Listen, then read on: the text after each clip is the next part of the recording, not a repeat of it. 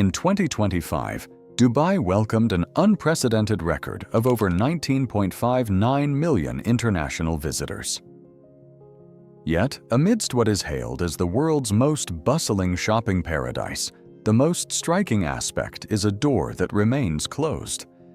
This isn't about Gucci's bankruptcy. This isn't about Kering's withdrawal from the UAE, nor is it evidence that Dubai is losing its appeal. This is about a small but significant signal.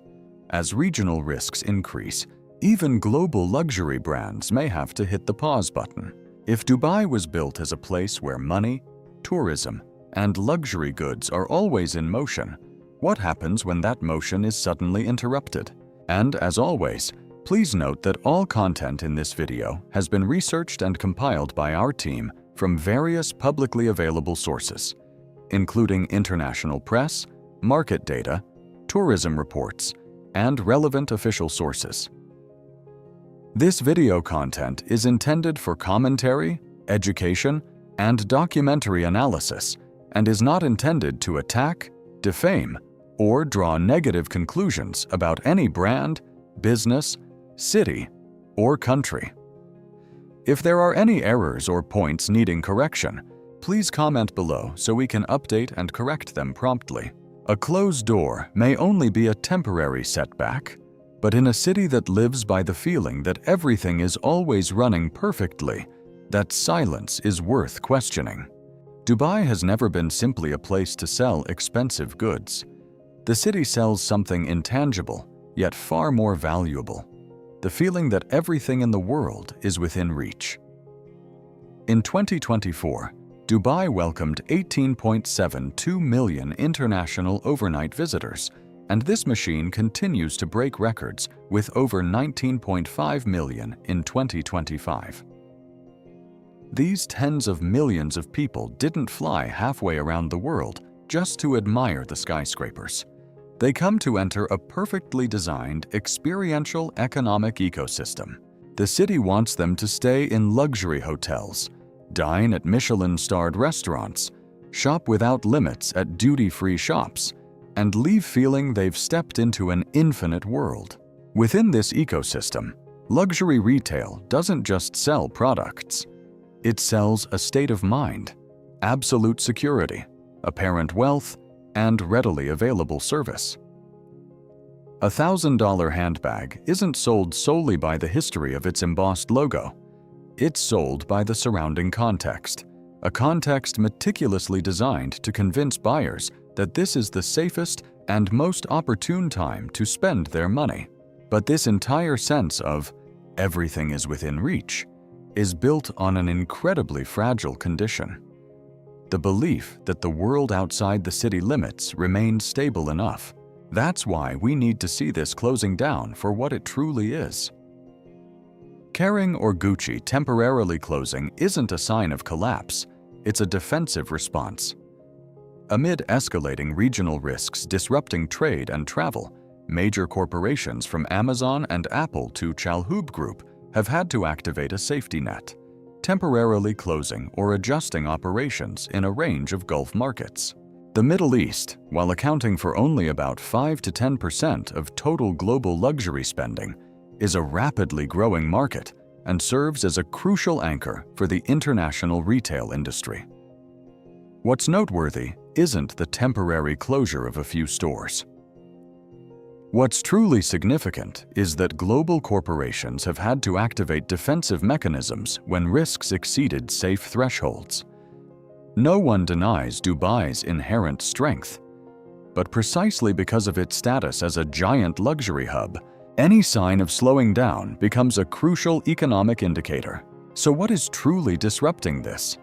Is it a few locked store doors, or the unwavering belief that this luxury paradise remains immune to any surrounding turmoil? A luxury store cannot survive solely on a glittering logo or expensive location. It thrives on the constant flow of people. No matter how glamorous the bag behind the glass may be, selling it requires a massive operational chain behind the scenes: safe flight landings, fully booked hotels, and most importantly, a sense of security for the buyer. Luxury retail doesn't just depend on the wealthy, but on the movement of the wealthy. Reports indicate that Dubai Mall welcomed over 111 million visitors in 2024. It's not just a shopping destination, but the heart of the global tourism system. But when this movement slows down due to instability, the lights in the mall may still shine brightly, but the flow of money will inevitably begin to slow. An armed conflict might not occur inside the Dubai Mall, but it enters through flights, schedules, and logistics. When risk arises, a domino effect is immediately triggered. Conflict leads to security concerns, disrupting air travel and supply chains. Stores must adjust operations. Customers perceive signs of instability, and spending habits shift instantly. Reuters notes that regional instability has directly impacted the travel retail industry, with brands dependent on transit flows in the Gulf region under immense pressure. In the luxury industry, the crisis doesn't just hit the stores.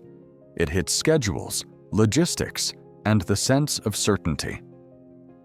And when that sense of certainty disappears, the first thing to be challenged isn't the quality of the logo, but trust. The luxury crisis isn't just about handbag buyers. Imagine you're a salesperson in a high-end mall in Dubai. You're not just selling a product.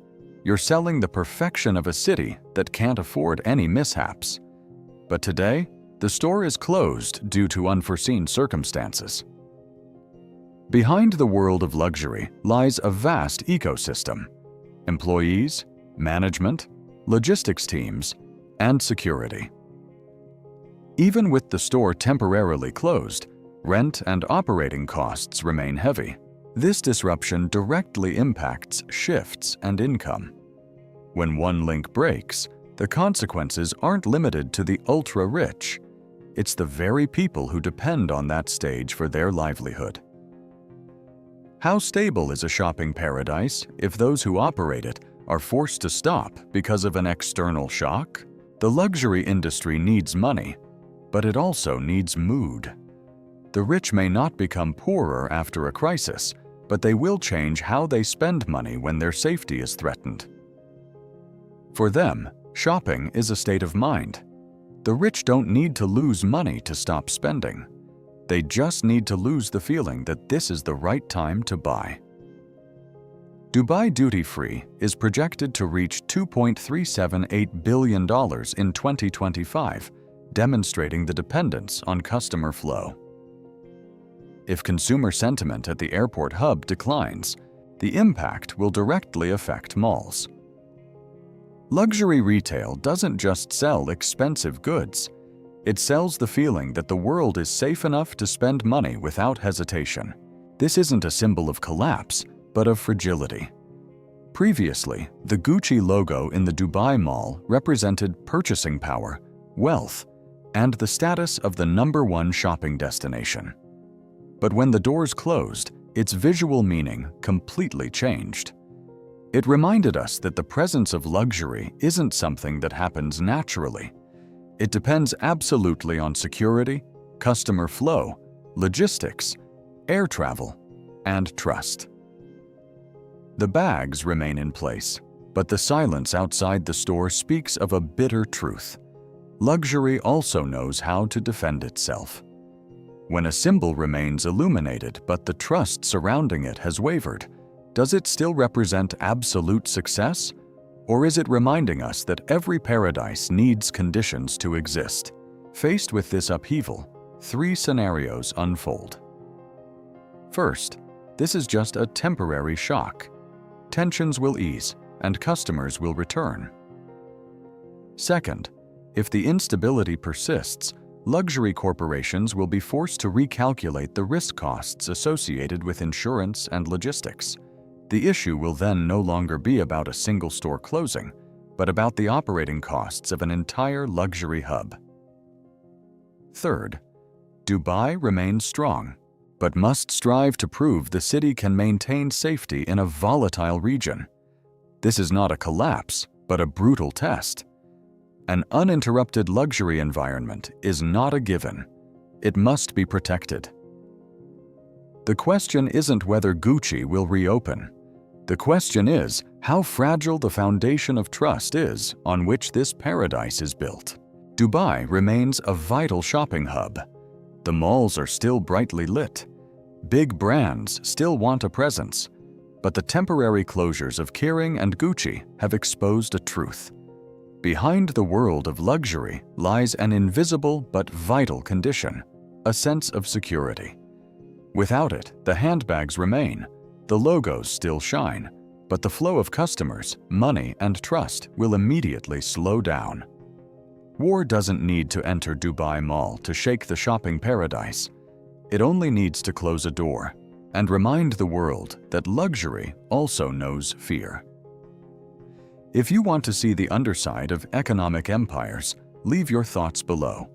And if you want to continue following these stories, subscribe to the channel.